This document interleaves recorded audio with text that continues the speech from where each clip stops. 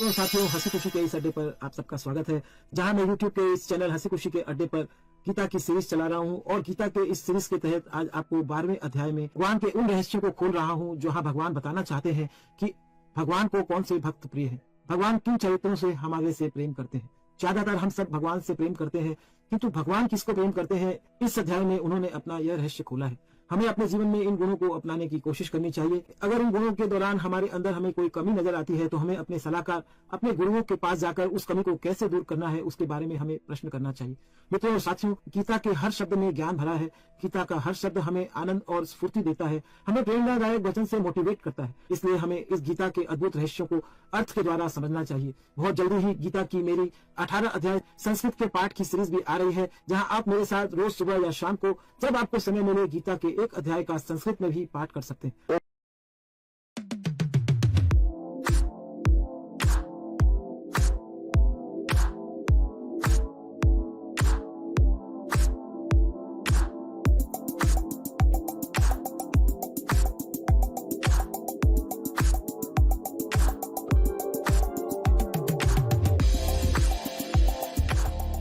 ओम श्री परमात्मने नमः।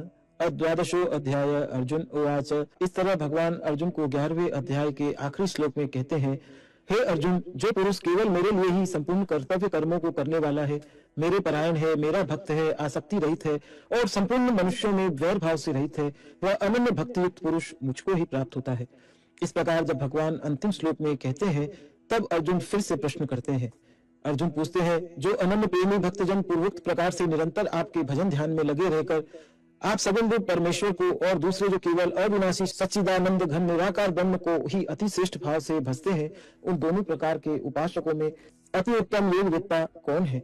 इस प्रकार अर्जुन के प्रश्न करने पर भगवान श्री कृष्ण कहते हैं, श्री भगवान उवाच। मय्यावेश्य मनो ये माम नित्य युक्ता उपासते श्रद्धया पर्यपेतास्ते में युक्त तमाम था।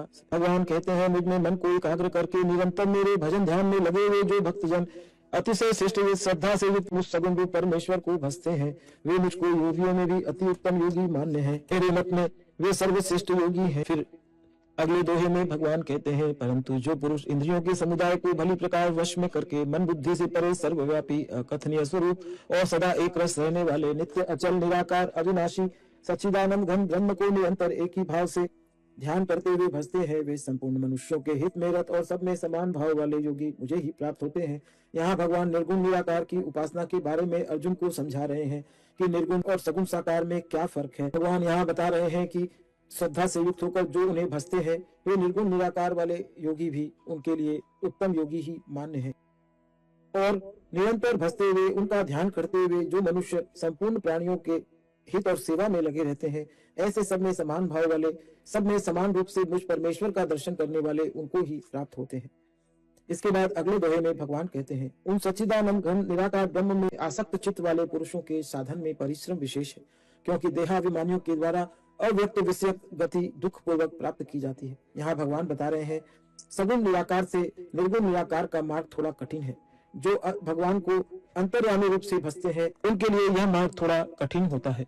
फिर अगले दोहे में भगवान कहते हैं, जो मेरे परायण रहने वाले भक्तजन संपूर्ण कर्मों को मुझ में अर्पण करके मुझ सगुण रूप परमेश्वर को ही अनन्य भक्ति योग से निरंतर चिंतन करते हुए भजते हैं, हे अर्जुन, उन मुझ में चित्त लगाने वाले प्रेमी भक्तों का मैं शीघ्र ही मृत्यु रूप संसार समुद्र से उद्धार करने वाला होता हूँ। यहाँ भगवान अपने द्वारा किए जाने वाले कर्मों को उनमें समर्पित करने की बात अर्जुन को बता रहे हैं, और अर्जुन के माध्यम से हमें बता रहे हैं कि हम जो भी कर्म करें, उन्हें हम भगवान के चरणों में अर्पित करें और उन्हें निरंतर भजते हुए अपना काम करते रहें। इससे हम शीघ्र ही परमात्मा को प्राप्त होते हैं। यहाँ परमात्मा को प्राप्त होने से मतलब यह भी है कि हम जो भी करते हैं उसमें हमें सफलता मिलती है, उसमें हमें यश मिलता है, उसमें हमें प्रेरणा मिलती है, उसमें हमें आगे का मार्ग मिलता है। फिर अगले दोहे में भगवान कहते हैं, मुझ में मन को लगा, मुझ में ही बुद्धि को लगा, इसके उपरांत तो मुझ में ही निवास करेगा, इसमें कुछ भी संशय नहीं है।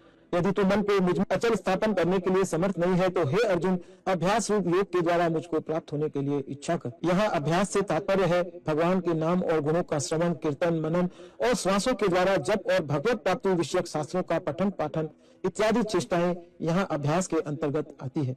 यहाँ बार बार भगवान को प्राप्त करना, भगवान के लिए ही कार्य करना, कर्म करना, भगवान के चरणों में अपने कर्मों के फल को निवेदन करना, यह सब अभ्यास के अंतर्गत आता है और ऐसे ही भगवान यहाँ आज्ञा दे रहे हैं। फिर अगले दोहे में भगवान कहते हैं, यदि तू उपयुक्त अभ्यास में भी असमर्थ है तो केवल मेरे लिए कर्म करने के परायण हो जा। इस प्रकार मेरे निमित्त कर्मों को करता हुआ भी मेरी प्राप्ति रूप सिद्धि को ही प्राप्त होगा। इस प्रकार अर्जुन के माध्यम से हमें बता रहे हैं कि हम जो भी काम करें उसे भी हम परमात्मा का काम समझकर करें और परमात्मा को निमित्त करके ही अपने दैनिक कार्यों को करें। फिर अगले दोहे में भगवान बताते हैं, यदि मेरी प्राप्ति रूप योग के आश्रित होकर उपयुक्त साधन को करने में भी तू असमर्थ है तो मन बुद्धि आदि पर विजय प्राप्त करने वाला होकर सभी कर्मों के फल का त्याग कर। भगवान कई बार यहाँ गीता के इन श्लोकों के जरिए हमें संदेश देते हैं कि हम कर्म तो करें किंतु कर्म में सफलता और असफलता तो लगी रहती है। इस प्रकार अगले दोहे में भगवान कहते हैं, मर्म को न जानकर किए हुए अभ्यास से ज्ञान श्रेष्ठ है, ज्ञान से मुझ परमेश्वर के स्वरूप का ध्यान श्रेष्ठ है और ध्यान से सब कर्मों के फल का त्याग श्रेष्ठ है, क्योंकि त्याग से तत्काल ही परम शांति होती है। यहाँ हमें भगवान अपने कर्मों के फल को त्याग करने की आज्ञा देते हैं कि हम कर्म को सिर्फ करने की ही कोशिश करें, कर्मों के फल में किसी भी तरह की आसक्ति और परिणाम की आशा नहीं रखें। तो इस तरह कर्म फल के त्याग से हमें परम शांति मिलती है। अगले कुछ दोहे में भगवान को जो प्रिय है उन प्रिय भक्तों की बात करते हैं। यहाँ प्रथम बताते हैं, द्वेष्टा सर्वभूतानां मैत्र करुण एव च निर्ममो निरहंकार संदुःख सुख क्षमी संतुष्ट सततम योगी यतात्मा दृढ़ निश्चय मयि अर्पित मनो बुद्धि यो मद्भक्त स मे प्रिय। यहाँ भगवान अपने प्रेमी भक्तों की बात बता रहे हैं कि उनको कौन भक्त प्रिय लगते हैं।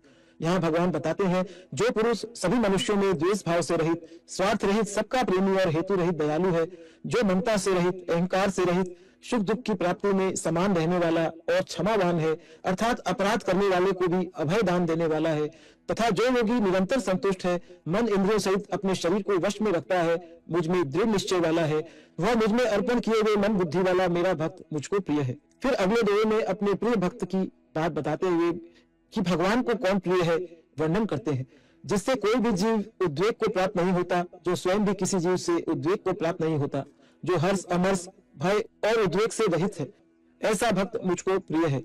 यहाँ भगवान कह रहे हैं, जिस पर कोई मनुष्य क्रोध नहीं करता और जो मानव किसी पर क्रोध नहीं करता, जो भय से मुक्त है, जो हर्ष और अमर्ष यानी दूसरे की उन्नति को देखकर जलन नहीं होती जिसके मन में, जो मनुष्य उद्वेग आदि से पूरी तरह से मुक्त है, ऐसा मनुष्य भगवान को प्रिय है। फिर अगले दोहे में भगवान अर्जुन को संबोधन करते हुए अपने प्रिय के चरित्र और गुणों का वर्णन करते हैं। जो पुरुष आकांक्षा से रहित, बाहर भीतर से शुद्ध, चतुर, पक्षपात से रहित और दुखों से छूटा हुआ है, वह सब आरंभों का त्यागी मुझे प्रिय है। यहाँ भगवान बता रहे हैं, सरल भाषा में हमें यह समझना है, जिसके अंदर किसी तरह की इच्छा नहीं होती, जो बाहर से या भीतर से पवित्र रहता है, यानी जिसका मन भी पवित्र है, जिसकी आत्मा शुद्ध है और जो बाहरी रूप से भी स्वच्छता का ध्यान रखता है, जो बुद्धिमान है, जो पक्षपात से रहित है, यानी हमेशा सत्य का पक्ष लेने वाला है, जो हमेशा दुखों से छूटा हुआ, यानी जो हमेशा सुखी है, हर परिस्थिति को एक समान देखता है, चाहे वह सुख की हो चाहे दुख की हो, ऐसा मानव भगवान को प्रिय है। यो न हिस्ति न द्वेष्टि न सोचती न कांक्षति शुभाशुभ परित्यागी भक्तिमान स मे प्रिय। फिर अपने प्रिय भक्त की पहचान बताते हुए भगवान कहते हैं, जो न कभी हर्षित होता है, न द्वेष करता है, न शोक करता है, न कामना करता है, जो शुभ और अशुभ संपूर्ण कर्मों का त्यागी है, वह भक्ति पुरुष मुझको प्रिय है।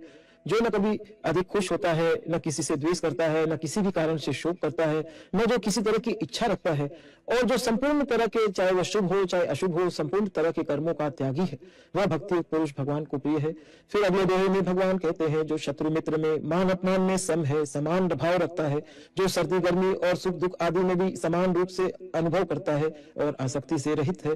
यहाँ भगवान ने पिछले अध्याय में हमें संदेश दिया कि सर्दी गर्मी को हमें सहन करना है, सुख और दुख को एक समान भाव से देखना है, और जिन मनुष्यों में इस तरह के गुण होते हैं वे भगवान को प्रिय है। फिर अगले दोहे में भगवान कहते हैं, जो निंदा स्तुति को समान समझने वाला है, मननशील है, और जिस किसी प्रकार से भी शरीर का निर्वाह होने में सदा ही संतुष्ट है, रहने के स्थान में ममता और आसक्ति से रहित है, वह स्थिर बुद्धि भक्तिमान पुरुष मुझको प्रिय है। यहाँ भगवान बता रहे हैं, जो मान और अपमान को एक जैसा मानता है, जो हमेशा अपने द्वारा प्राप्त किए हुए ज्ञान को मनन करता है, जो किसी भी प्रकार हर परिस्थिति में शरीर का निर्वाह करने के दौरान हमेशा संतुष्ट रहता है, सुखी रहता है, जो मनुष्य अपने घर में ममता नहीं रखता। यहाँ भगवान सूक्ष्म रूप से हमें समझाना चाह रहे हैं कि हम जहाँ भी रहे वहीं अपना घर माने, और जो मानव आसक्ति से रहित है, यहाँ हमें ध्यान देना है। बार बार भगवान आसक्ति से रहित होने की बात करते हैं। वह स्थिर बुद्धि भक्तिमान पुरुष मुझको प्रिय है।